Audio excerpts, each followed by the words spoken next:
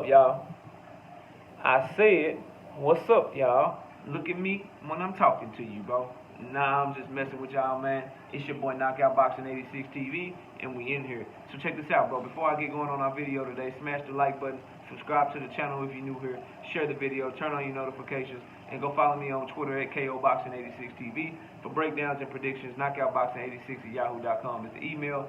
And don't forget about our live shows, live every Wednesday and Thursday night, 7:30 p.m. Central Time. Live every Sunday morning with the singing OG KQKC Boxing Network. Sunday mornings, 9 a.m. Central Standard Time. But let's get it popping. Let's get into our video. And today, we got to talk about Canelo Alvarez, his recent comments. As you know, obviously, he's getting ready to fight Triple G this week.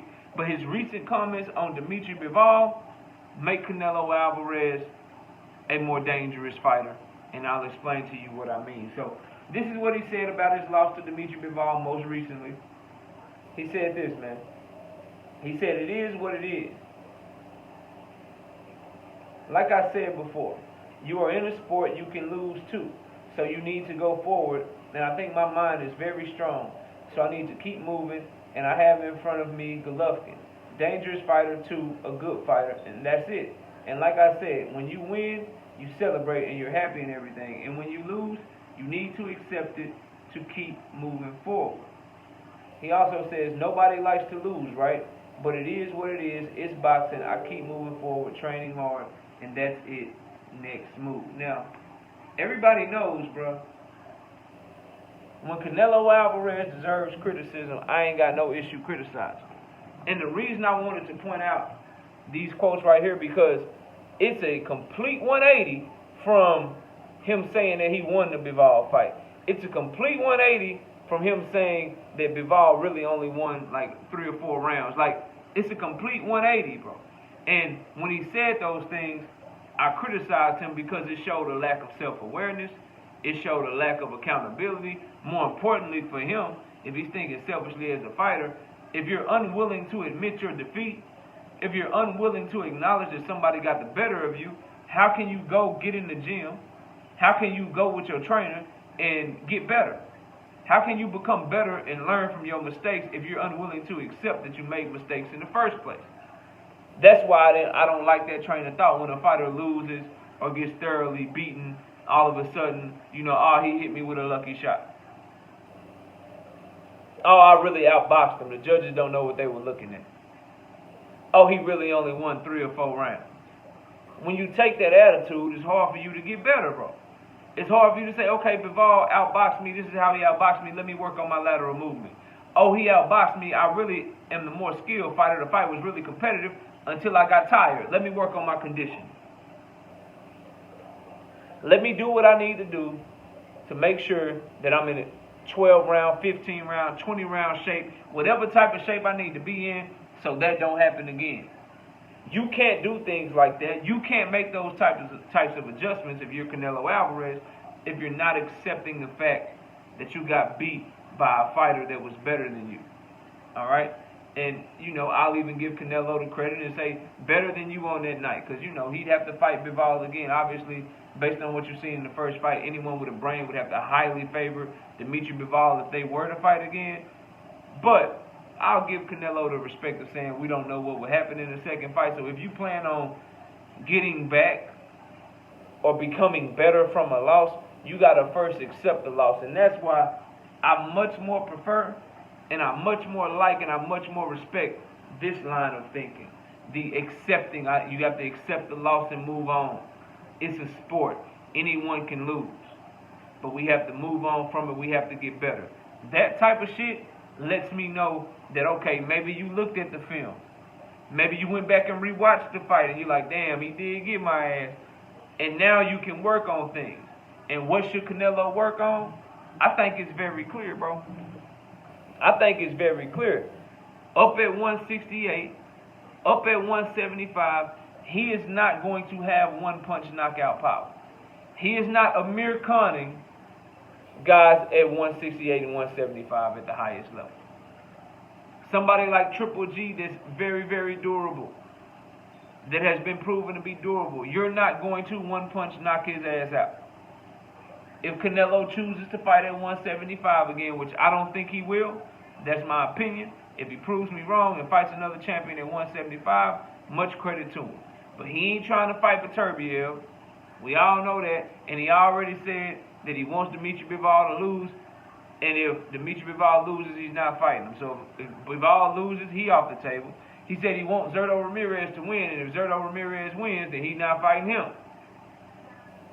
So if Zurdo wins, then you know it's not Zurdo. So that would only leave Beterbiev or some contender down at 175. I don't see Canelo fighting any of them, bro. I just don't. I think he's going to be fighting at 168 for the foreseeable future. But, hey, man, who knows? Who knows with Canelo? Who knows what he's going to do, bro? But if he's going to fight in these weight classes, the first thing he needs to do, in my opinion, bro, in terms of what he needs to work on, conditioning. Conditioning so that he can be in great shape. And he also, I think he needs to increase his work rate, bro.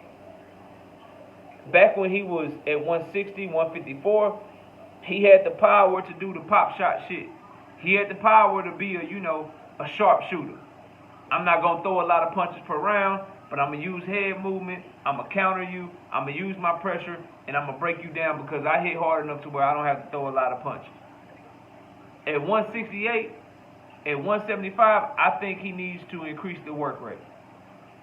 I think his chance of beating guys is going to be more as he continues to step up in competition, fight these guys, these young, hungry lions, like eventually a David Benavidez, maybe a David Morrell one day, since David Morrell is like the WBA regular champion. If he's going to fight guys like that, Jamal Charlo coming up, Demetrius Andrade coming up, if he's going to fight guys like that, they will probably take his punch better. They will be bigger and stronger than the guys that he had been fighting, more skilled than the guys that he has been fighting.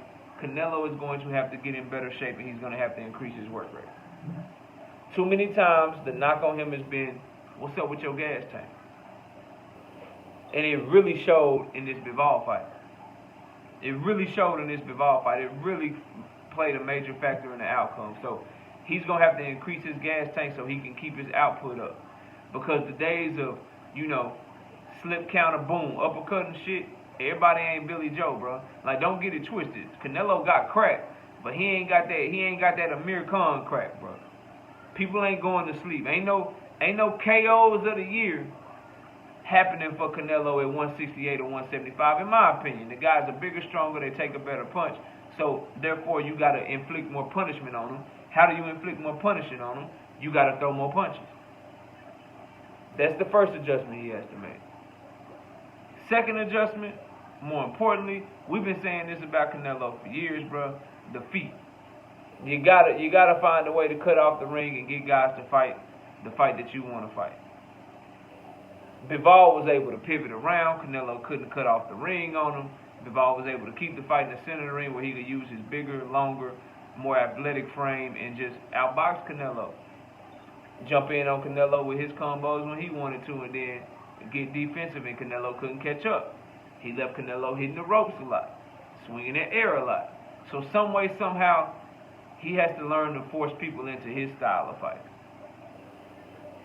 Those are the two things that I hope he's been working on with his head trainer, Eddie Reynoso, in this camp. But overall, man, I prefer these comments. I wanted to make this video because I like this shit.